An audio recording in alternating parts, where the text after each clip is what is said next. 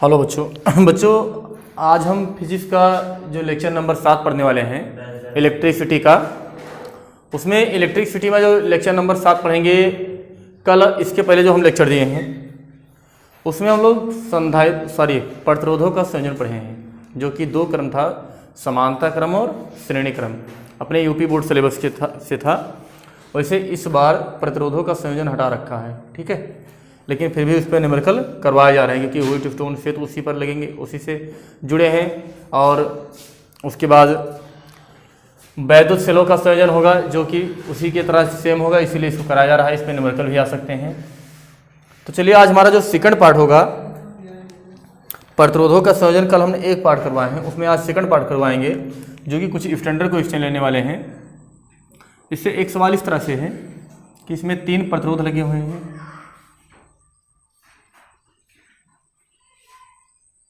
सबका प्रतिरोध R है। कह रहा ये और बी के बीच, ये व बी के बीच तुल्य प्रतिरोध, टोटल प्रतिरोध क्या होगा। तो ऐसे हम लोग देख रहे हैं कि ये जो तीनों प्रतिरोध जुड़े हैं ये श्रेणी क्रम में है। यदि हम कोई करंट इधर से फ्लो करेंगे तो वही करंट इसमें जाएगा, वही इसमें जाएगा और वही इसमें जाएगा। ये सभी प्रतिरोधों में करंट सेम जाती है, समान करंट प्रवाहित होते हैं, तो हमारे किस क्रम में होते हैं? श्रेणी क्रम में होते हैं, ठीक है। लेकिन हुआ क्या कि इसको एक वायर लेकर शॉर्ट सर्किट बना दिया गया, ठीक है, इसकी सर्किट को छोटा कर दिया गया। फिर हम लोग यहाँ पर वोल्टेज का मेथड लगाएंगे। कैसे लगाएंगे? अब हमें नहीं मालूम चल रहा है कि कौन सा समांतर में है, कौन सा श्रेणी है। तो इस तरह से जब ना मालूम चले कि कौन सा समांतर में है, कौन सा श्रेणी में, तो उसके लिए हम लोग वोल्टेज का तरीका लगाएंगे कि वोल्टेज, तो ये और बी के बीच में एक हम काल्पनिक बैटरी मान लेंगे कि एक बैटरी लगी हुई है जो कि काल्पनिक है, ख्वाबों में मानेंगे, केवल वास्तव में नहीं मानेंगे, ख्वाबों में जी रही है, ठीक बैटरी, ठीक है। तो ये मान लेते हैं 20 वोल्ट की बैटरी है। कितने वोल्ट की है? 20 वोल्ट की।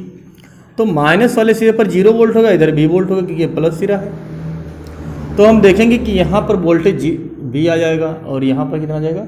0। और यदि किसी तार में कोई इंस्ट्रूमेंट ना लगा हो, कोई प्रतिरोध ना लगा हो, तो उसके वोल्टेज प्रत्येक बिंदु पर समान होते हैं, ऐसा माना जाता है, क्योंकि इनका जो प्रतिरोध है वो लगभग नगण्य, हमने ये मान लिया कि प्रतिरोध से नगण्य वोल्टेज खत्म होगा। तो यहाँ से यहाँ तक का वोल्टेज कितना हो जाएगा? V, कि इसमें कोई और प्रतिरोध नहीं लगा हुआ है। इधर से तो यहाँ का कितना वोल्ट है? 0। अब हमें केवल 2 वोल्टेज प्राप्त हो रहा है, एक तो 0 और दूसरा V। अब हम A को बना लेंगे V वोल्ट पर रख लेंगे और V को बोल देंगे 0 वोल्ट पर है, ठीक है। पहला जो प्रतिरोध लगा वो V और 0 के बीच में लगा है। दूसरा जो लगा है वो भी V और 0 के बीच में लगा, तीसरा भी V और 0 के बीच में लगा है, ठीक है, इस तरह से। अब हम देख रहे हैं, अब हमें बड़ी आसानी से दिखाई दे रहा है कि ये किस क्रम में है? समांतर क्रम में है। अब समांतर क्रम में तीनों को जोड़ना हो तो मान लेंगे कि अब की जो आएगा वो टोटल कैपिटल R डैश आएगा, ठीक है। तो क्या हो जाएगा? 1/R plus 1/R plus 1/R, यानी 3/R आ जाएगा। यानी इसको हम पलट देंगे तो जो हमारा R आएगा वो R/3 आएगा। इसका मतलब ये हुआ कि प्रतिरोध कितना था? R था। हमने क्या किया? एक वायर लिया, इसको यहाँ से यहाँ कनेक्ट कर दिया, एक को यहाँ से कर दिया और टोटल प्रतिरोध क्या हो गया? अपने आप कम हो गया। ये तो प्रतिरोध का मान कम हो गया, धारा बढ़ गई। धारा का मान क्या होगा? मतलब इसको करने से कुछ फायदा हुआ ना, बेनिफिट हुआ? हुआ ना? बहुत हुआ, बिल्कुल हुआ भाई। प्रतिरोध जहाँ 3 गुना हो रहा था वहाँ 3 गुना कम हो गया है। जैसे मान लीजिए 30 होता तो 90 प्रतिरोध बनता, और 30/3 कर दीजिए, 10 आ गया, 9 गुना कम हो गई है प्रतिरोध, ठीक है। किस क्रम में जोड़ने से? समांतर क्रम में जोड़ने से, केवल 2 वायर लगा देने से ऐसा हुआ है। एक सवाल इस पर एक और देखिए। ये सब जो कॉन्सेप्ट आ रहे हैं इसमें सवाल आते हैं कुछ इस तरह से है। हम मान लेंगे कि एक वर्ग है जिसका सिरा ये है और इधर V है, ठीक है। इस तरह से मान लेंगे, या V इधर मान लें, B है। उसके बाद इसमें 2 प्रतिरोध यहाँ लगाया गया है।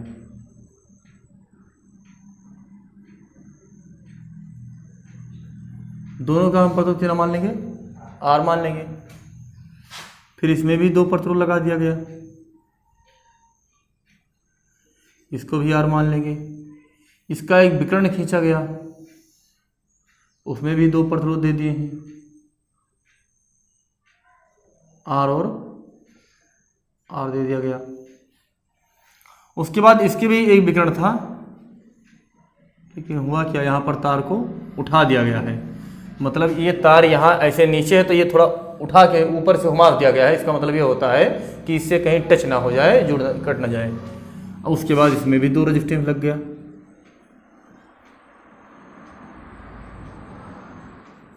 अब हम देखेंगे कि ये और बी के बीच में टोटल प्रतिरोध कितना होगा, R between the A B, यानी तुल्य धार प्रतिरोध कितना आएगा। फिर हम वोल्टेज का मेथड अप्लाई करेंगे। कैसे करेंगे देखिए, हमें क्या क्या मानना रहता है कि V और ये के बीच में एक बैटरी लगी हुई है, यही तो मानना रहता है हमेशा। बोलो भैया, यही तो मानना रहेगा। यहाँ पर 0 वोल्ट, यहाँ पर V वोल्ट हो जाएगा। अब हम करेंगे क्या, यहाँ पर हमारा V वोल्टेज हो गया। यदि यहाँ पर V वोल्ट हुआ तो देखिए इस भुजा में कोई प्रतिरोध नहीं लगा है, तो यहाँ भी वोल्टेज भी आ जाएगा। यहाँ 0 वोल्ट है तो यहाँ भी 0 वोल्ट, यहाँ भी 0 वोल्ट। अब हम ये देख रहे हैं कि जो ये 2 प्रतिरोध है ये भी B और 0 के बीच में जुड़े हुए हैं। इधर जो 2 प्रतिरोध है ये भी B और 0 के बीच में जुड़ा हुआ है।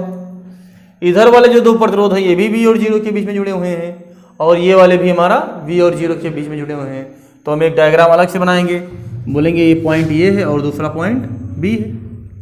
इधर वोल्टेज 0 B देंगे और इधर 0 देंगे।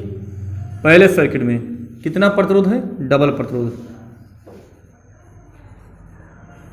ठीक है। दूसरी सर्किट को ये मान लीजिए, या इसको चाहे जो मान लेंगे, V और 0 के।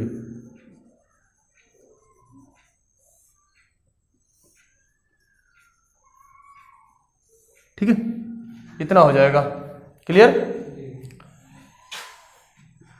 R R R R। अब हम इनको जोड़ेंगे तो ये R R श्रेणी में होगा ना, 2R 2R 2R 2R, ये और B के बीच में सब 2R हो गया। अब इनका टोटल प्रतिरोध निकालेंगे तो 1/R dash equal to 1/2R 1/2R 1/2R 1/2R। हर समान है, सबको एक बार लिख दीजिए। ऊपर 4 जुड़ जाएगा, 2 कट जाएगा, मतलब R डैश की वैल्यू क्या आ जाएगी, R/2। यानी हमने ऐसा काम किया कि इनको समांतर में इस तरह से कनेक्ट कर दिया गया, जोड़ दिया गया कि प्रतिरोध क्या हो गया, बहुत कम हो गया। एक का जितना प्रतिरोध उसका भी आधा हो गया। और जोड़े कितने हैं, 8 लोग को जोड़ने के बाद ये हाल हुआ। ठीक है, तो ये कौन सा तरीका होगा, समांतर क्रम से जोड़ेगा। इन दोनों तरीकों को सीखिए, उसके बाद हम लोग अनंत श्रेणी ले रहे हैं। ठीक है, तब तक नोट कीजिए। चलिए बच्चों, जो हमारा अगला हेडिंग होगा कुछ इस तरह से होगा कि अनंत श्रेणी है, अनंत श्रेणी हो, यानी जिसमें जो प्रतिरोध जुड़े हों अनंत हो। अच्छा, ये सब तरीके हम आप लोग को उसमें भी बताए हैं, कैपेसिटर में बता रखे हैं, संधारित्र में।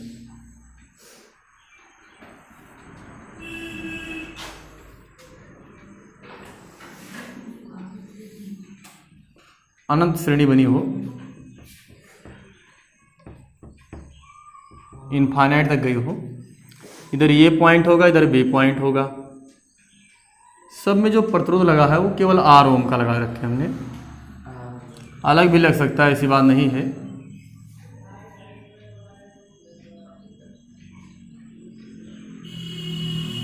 ठीक है, ऐसे लगा। सब में जो प्रतिरोध लगा वो कितना ओम का है, बेचारा R वाला R ओम का, सॉरी R ओम का है। कितना ओम का है, R। कह रहा है टोटल प्रतिरोध बताइए, तो सुनिए होगा क्या कि यदि हम मान लें, जैसे इधर पूरा मान लेते हैं x है, क्या है, x है, तो यदि एक पद हटा दें तो अगला वाला भी तो पिछले की तरह दिखेगा। पूरे यदि एक पद हटा लें तो यहाँ से भी तो ऐसी श्रेणी दिखेगी, दिखेगी ना।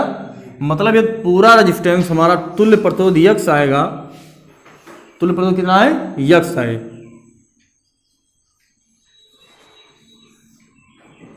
तो जो इधर का होगा ये टोटल, ये भी तो हमारा यक्स ही आएगा। बोलो, अब जोड़ दीजिए। ये दो किस क्रम में है? समांतर क्रम में होंगे ना, ये समांतर क्रम में होंगे। अब ये समांतर क्रम में होंगे, टोटल प्रतिरोध कितना आ जाएगा? 1/r प्लस 1/x, यानी बोले तो r dash equal to r into x upon r plus x आ जाएगा। ठीक है, तो ये हम इसको अगले स्टेप में करें। ये टोटल हमारा क्या बन जाएगा? r x upon r plus x. ये हमारा बी पॉइंट है, ये हमारा ये पॉइंट है जिसको बोलेंगे r। अब ये r इस r के साथ किस क्रम में होगा? श्रेणी क्रम में हो जाएगा।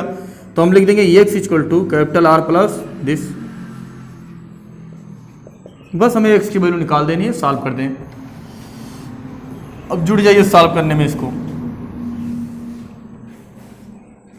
देखिए करेंगे क्या, सबसे पहले क्रॉस मल्टीप्लाई कर लीजिए।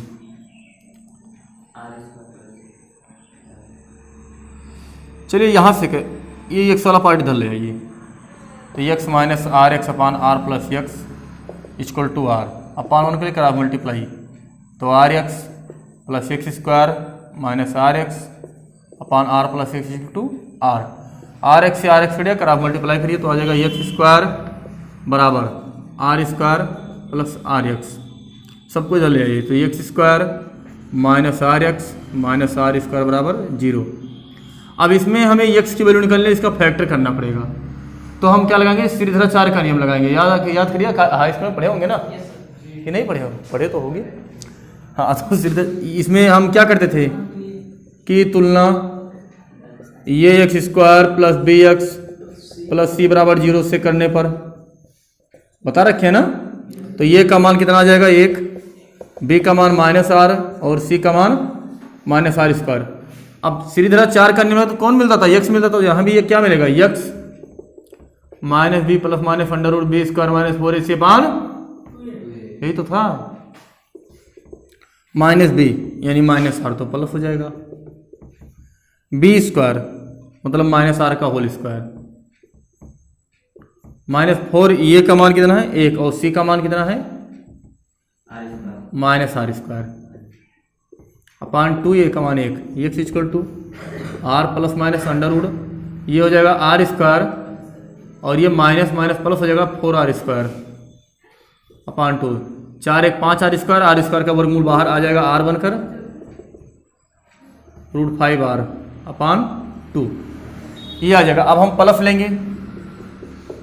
प्लस लेने पर तो जो x की वैल्यू आएगी वो r plus under root 5r/2। यदि हम इसमें r कॉमन लेंगे तो आ जाएगा 1 प्लस रूट 5r/2। वास्तव में एक्चुअली जो टोटल प्रतिरोध आएगा यही होगा। अब माइनस लेंगे।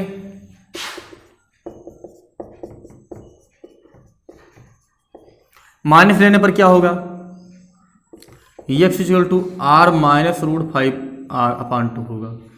यदि हम r कॉमन ले लेंगे तो x equal to 1 minus root 5/2 into R आएगा। देखिए रूट 5 की वैल्यू जो होगी वो 1 से ज़्यादा होगी, यानी 2 से ज़्यादा होगी, यानी 2 पॉइंट समथिंग होगी। तो ये क्या आएगा? निगेटिव में आएगा, माइनस में। और कभी टोटल प्रतिरोध माइनस में थोड़ी हो सकता है। तो इसका मतलब क्या हुआ कि ये वैल्यू हमारी नहीं सही है। तो आंसर क्या आएगा? ये आएगा। यानी अनंत श्रेणी जुड़ी हो, सबका प्रतिरोध समान हो, इस तरह से कुछ हमारी श्रेणी हो, तो उसका जो टोटल प्रतिरोध है 1 प्लस रूट 5/2 इंटू आर होगा। क्लियर? चलिए ठीक है, तो नोट कीजिए। क्लियर हो गया। उसके बाद अगला हेडिंग ले रहे हैं, नोट कीजिए। चलिए दोस्तों, जो हमारा अगले हेडिंग होगा वो है विद्युत ऊर्जा। इलेक्ट्रिक एनर्जी होती क्या है? हमने लिखा रखा है ये किसी चालक में धारा प्रवाहित करने पर उसमें ऊष्मा उत्पन्न होती है। यानी जब किसी कंडक्टर में हम धारा प्रवाहित करते हैं तो उसमें अंदर क्या होता है? कोलिजन होता है, टक्कर होता है प्रोटॉनों इलेक्ट्रॉनों के बीच में, जिनसे क्या होता है? ऊष्मा उत्पन्न होती है, प्रतिरोध भी होता है। इसी सब के कारण क्या उत्पन्न होती है? ऊष्मा। इस घटना को जूल ऊष्मीय प्रभाव कहते हैं। क्या कहते हैं? जूल ऊष्मीय प्रभाव। तथा प्राप्त ऊष्मा को जूल ऊष्मा कहते हैं। क्या कहते हैं, जूल ऊष्मा कहते हैं। अब इसमें लिखेंगे कि विद्युत ऊर्जा किसे कहते हैं। तो अभी आगे आपको पढ़ाया जाएगा विद्युत ऊर्जा का डिफिनीशन एक और बताएंगे, जो विद्युत हम वो विद्युत वाहक बल पढ़ाएंगे तब बताएंगे, ठीक है। तो इसमें लिखे यदि किसी चालक में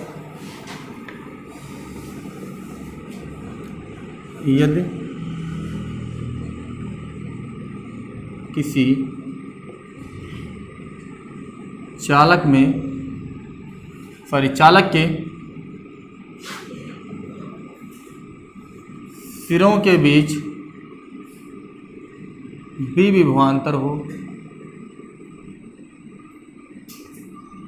कितना हो, विभवांतर हो। उसके बाद ये देखें कि dt समय में प्रवाहित आवेश का मान, dt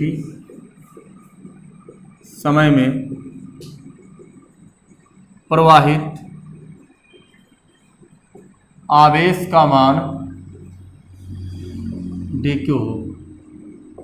तो समझ लेंगे, जैसे मान लीजिए कोई कंडक्टर है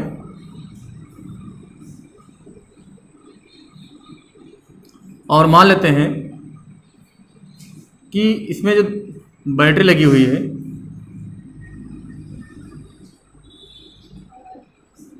वो हमारा 20 वोल्ट की बैटरी है। अब 20 वोल्ट की बैटरी तो हम ये मान लेंगे कि इसका जो प्रतिरोध नगण्य मानते हुए मान लेंगे कि यहाँ पर 20 वोल्ट है, यहाँ पर 0 वोल्ट है।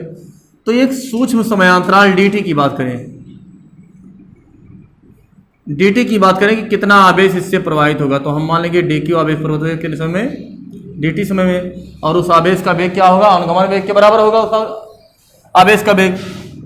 तो पूछे इसमें प्रवाहित धारा कितनी होगी, तो प्रवाहित धारा क्या होती है, dq बाई dt, ठीक है, dq बाई dt होगा।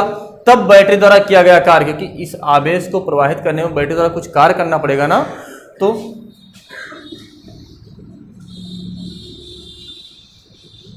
बैटरी द्वारा किया गया कार्य, यानी एकांक आवेश को या किसी आवेश को यहां से यहां तक प्रवाहित करने में जो कार्य करना पड़ेगा वही क्या कहलाएगा, विद्युत ऊर्जा कहलाएगी, ठीक है। तो किया गया कार्य क्या होगा, W बराबर होता क्या है, B into D Q, B into D Q. अरे V equal to W upon D Q नहीं पढ़ाया, क्यों नहीं पढ़ाया गया है, तो W बराबर क्या हो जाएगा, V इंटू डी क्यू हो जाएगा। V की वैल्यू क्या पुट करेंगे, यदि हम V की वैल्यू पुट करना चाहें तो क्या रख सकते हैं, या ऐसा करें यहाँ से हम dq की वैल्यू निकालेंगे तो I इंटू डी टी आ जाएगा, और किया गया कार्य निकालेंगे dw बराबर V इंटू डी क्यू, और dq की वैल्यू पुट कर देंगे तो आ जाएगा V into I into D T, यानी हमारा किया गया कार्य का ये भी सूत्र होता है। यदि हम इसका समाकलन कर दें दोनों पक्षों का तो dw equal to V into I into D T, दोनों पक्षों का करेंगे। जब समय 0 तो किया गया कार्य 0 था, जब समय t बीत गया तो किया गया कार्य कितना हो गया, w मान लेते हैं। उसके बाद जब समाकलन तो क्या w बराबर वी आई इंटू टी आ जाएगा, यानी किया गया कार्य का या ऊर्जा का सूत्र ये भी होता है। उसके बाद और क्या हो सकता है, v की जगह पे ओम के नियम से लगा दीजिए कुछ, v बराबर आई इंटू आर भी होते हैं, तो v की जगह पे I into R into I into T, यानी W square I square into R into T भी होता है। इस तरह से भी लिख सकते हैं। तो ये सब डब्ल्यू किए गए कार्य का सूत्र होगा। अब मान लीजिए हम इसमें समय को हटाना चाहें, टी को हटाना चाहें तो क्या करेंगे, या टी को हटाना चाहें तो टी को हटा सकते हैं। कैसे हटाएंगे, इसमें ऐसा करेंगे Q equal to I into T लिख सकते हैं ना, आवेश इक्वल टू धारा गुणे समय, तो टी या टी इक्वल टू Q अपान आई लिख दें। हाँ सही है, तो W बराबर आ जाएगा I square into R into Q upon I से आई मर जाएगा, यानी W equal to R Q into I, ये भी सूत्र आ जाएगा, किया गया कार्य या ऊर्जा का सूत्र आ जाएगा। ठीक है, इन सबको आप नोट कर लीजिए। तो इसमें क्या क्या मिल गया हमें, W इक्वल टू VIT का एक सूत्र मिला, उसी के बराबर क्या मिल गया, उसी के बराबर क्या मिल गया, I² into R into T। ये दो फार्मूले मिल गए। यदि इसको हम विभव में कन्वर्ट करना चाहें, यानी I हटा दें, I ना रहे, तो यहाँ I की वैल्यू क्या पुट कर सकते हैं, I इक्वल टू V/R होता है ना, V/R। तो यहाँ I की जगह पे क्या करते हैं, V/R। तो V into V/R into T, मतलब हमारा जो कार्य बराबर आ जाएगा V²/R इंटू T का एक फार्मूला भी आएगा। ठीक है, ये सब फार्मूले अलग अलग सूत्र के लिए लगेंगे। मतलब कोई न्यूमेरिकल दे रखा होगा जिसमें विभव दिया हो, समय दिया हो, प्रतिरोध दे रखा हो, तब कार्य किया गया कार्य, या विद्युत ऊर्जा पूछ ले कि बैटरी द्वारा किया गया कार्य कितना होगा, या उसमें प्रवाहित ऊर्जा कितनी होगी। ठीक है, उस समय ये हम यूज़ करेंगे। क्लियर? चलिए तो ठीक है, इसको नोट कीजिए, उसके बाद अगला आइडिया ले रहे हैं, नोट कर लीजिए। चलिए बच्चों, इसमें कुछ चीज़ें और देख लेंगे हम। जैसे ये जो ऊर्जा आया है या जो कार्य आया है, ये किस में आया है, जूल में आया है। किस में आया है, जूल में। यानी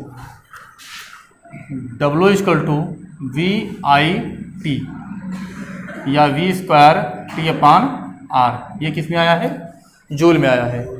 यदि हम इसको ऊष्मा निकालना चाहें कि यह परिपथ में प्रवाहित धारा के कारण उत्पन्न ऊष्मा कितनी होगी, तो प्रवाहित, ये सब जूल में आया है, मतलब कार्य है, ऊर्जा है। प्रवाहित धारा के कारण उत्पन्न ऊष्मा H इक्वल टू, कार्य को आप 4.2 से भाग कर दीजिए, 4.2 से भाग कर दिए, तो जो ऊष्मा आएगी वो हमारी आ जाएगी कैलोरी में। किस में आ जाएगी, कैलोरी में आ जाएगी। पहले जूल में था, उसके बाद जूल को हम 4.2 से भाग कर देंगे तो किस में बदल जाएगा, कैलोरी में। ठीक है, ये हमारी ऊष्मा आ जाएगी। H इक्वल टू, अब कार्य का मान तो रख सकते हैं VIT/4.2 या V²T/R इंटू 4.2, ऐसा वैल्यू पुट कर सकते हैं। ठीक है, ये किस में आएगी, कैलोरी। कैलोरी जो है ऊष्मा का मात्रक होता है, ये आ जाएगा। उसके बाद यहाँ से क्या बात है समझ में आ रही है। अच्छा, I²RT भी होता है, I²R इंटू T भी होगा इसका। अगर हम इसको लिखना चाहें तो V को V=I इंटू R लिखेंगे, तो I²R इंटू T भी होगा। यानी यहाँ से जो कैलोरी में आएगा वो I²R इंटू T भी आ सकता है। बोलो, 4.2 से डिवाइड करने पर आएगा, नहीं आएगा, बिल्कुल आएगा। उसके बाद इसमें कुछ पॉइंट लिखेंगे, जो उत्पन्न ऊष्मा होती है किन किन बातों पर निर्भर करती है। तो चालक में प्रवाहित धारा I के वर्ग के अनुक्रमानुपाती होती है। पहली बात, उत्पन्न ऊष्मा कब, जब किसी तार में धारा प्रवाहित करते हैं तब उत्पन्न ऊष्मा जो है H, वो धारा के वर्ग के समानुपाती होती है। मतलब यह धारा 2 गुना भेजेंगे तो ऊष्मा 4 गुना उत्पन्न होगी। उसके बाद किसके समानुपाती होगी, समय के समानुपाती होगी या प्रतिरोध के समानुपाती होगी। ऐसा चालक में प्रतिरोध के अनुक्रमानुपाती होती है। जो ऊष्मा H है वो चालक में जो प्रतिरोध है उसके समानुपाती होती है। कितने समय तक प्रवाहित हुआ है उसके भी समानुपाती होती है। यानी ज़्यादा समय तक प्रवाहित होगी, ज़्यादा ऊष्मा उत्पन्न होगी, तार ज़्यादा हीट होगा। प्रतिरोध ज़्यादा होगा तो भी ऊष्मा ज़्यादा उत्पन्न होगी। जाहिर सी बात है कि प्रतिरोध ज़्यादा होगा तो टक्कर ज़्यादा होंगे, ज़्यादा ऊष्मा उत्पन्न होगी। उसके बाद ये धारा का मान ज़्यादा बहेगा तो उसके वर्ग के अनुक्रमानुपाती बहेगी। ठीक है, तो आप इसको लैंग्वेज में भी लिख सकते हैं, हिंदी में बाकायदा, कि यदि किसी चालक में धारा प्रवाहित करते हैं तो उसमें उत्पन्न ऊष्मा चालक के प्रतिरोध के अनुक्रमानुपाती होती है। चालक में धारा प्रवाहित करने पर उसमें जो उत्पन्न ऊष्मा धारा के वर्ग के अनुक्रमानुपाती होती है, तथा लगे समय या कितने समय तक धारा प्रवाहित करते हैं उसके भी अनुक्रमानुपाती होती है। ठीक है, तो बस आज का लेक्चर में हम लोग इतने ही पढ़ेंगे। उसके बाद जो कल का लेक्चर होगा इसको हम एक बार रिवाइज कराएंगे। उसके बाद पढ़ेंगे विद्युत शक्ति, पावर पढ़ेंगे, यूनिट पढ़ेंगे, यानी ऊर्जा का मात्रक क्या होगा, शक्ति क्या होगी, पावर क्या होगी। ठीक है, हम उम्मीद करते हैं कि वीडियो आपको पसंद आया होगा, तो आप लाइक करेंगे, शेयर करेंगे और सब्सक्राइब करेंगे। Okay, good bye.